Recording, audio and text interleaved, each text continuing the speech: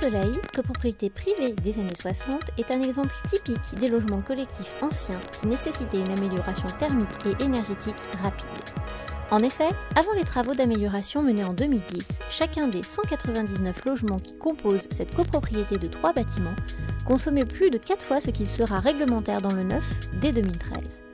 Mais ceci était sans compter sur la volonté du conseil syndical de convaincre l'ensemble des copropriétaires de voter de lourds travaux de rénovation, après s'être rendu à l'évidence qu'il était bien plus intéressant d'avoir une démarche la plus large possible en termes de réhabilitation lorsqu'on envisage des travaux à cette échelle.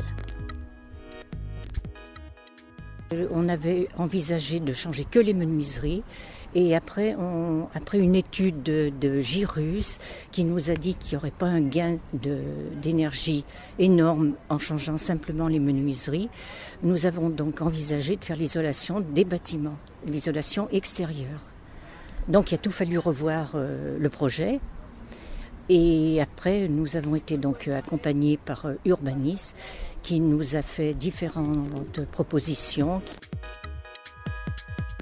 Sachant qu'a priori, la plupart des occupants n'avaient pas la capacité financière nécessaire à l'engagement de tels travaux, l'obtention d'aides exceptionnelles était donc une condition sine qua non de la réussite d'un tel projet. Et c'est dans le cadre d'une opération programmée d'amélioration de l'habitat que la copropriété a pu compter sur Urbanis, une société de conseil en habitat, urbanisme et réhabilitation, pour mener à bien toute la procédure et accompagner les habitants tout au long du projet. Alors, l'opération sur le Soleil à Pierre-Bénite en fait, a démarré à l'initiative de la collectivité locale, la ville de Pierre-Bénite et le Grand Lyon, qui ont souhaité que la copropriété qui était en difficulté bénéficie d'une opération d'aide publique. Donc ici on est en OPA copropriété. Donc ça suppose pour nous d'avoir un accompagnement non pas seulement sur les travaux et sur la recherche d'aide pour financer ces travaux, mais aussi sur le niveau des charges de copropriété, le traitement des impayés, la prévention des impayés, le suivi immobilier, le positionnement immobilier de la copropriété, puis également toute la partie communication, parce qu'on sait que généralement quand ça fonctionne bien sur une copropriété, c'est parce que vous avez l'association du conseil syndical et du syndic qui marche.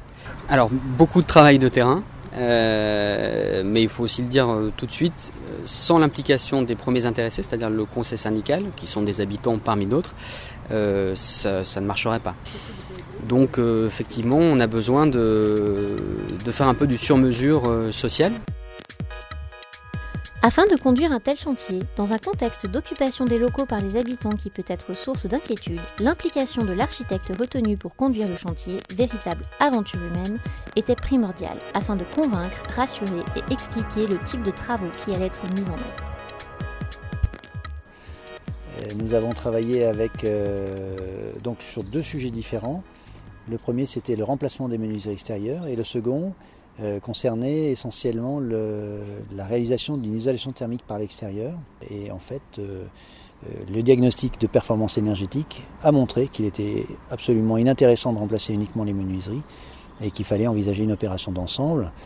Le temps de retour sur investissement approché sur le remplacement des menuiseries était de 61 années et le retour d'investissement approché sur un ensemble, un complexe comprenant à la fois les remplacements des menuiseries, l'installation de la VMC et et la mise en place d'une isolation thermique par l'extérieur était de 11 ans.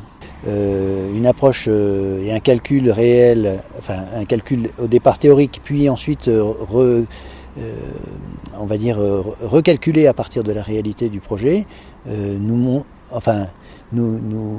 fait pressentir une économie attendue de l'ordre de 49% sur la consommation énergétique du bâtiment. L'exemple de cette copropriété en région lyonnaise montre qu'il est possible de viser d'emblée une rénovation proche des niveaux basse consommation énergétique actuels. Une démarche globale à privilégier donc tant que possible afin d'obtenir pour aujourd'hui et pour demain les meilleurs résultats sur tous les points techniques, énergétiques et économiques. Donc on s'est rendu compte que ça avait une amélioration très nette. Parce que, par exemple, pour un appartement du rez-de-chaussée, quand on exposait au nord, avec le vent, on avait quelquefois 14 ou 15 degrés à l'intérieur des appartements.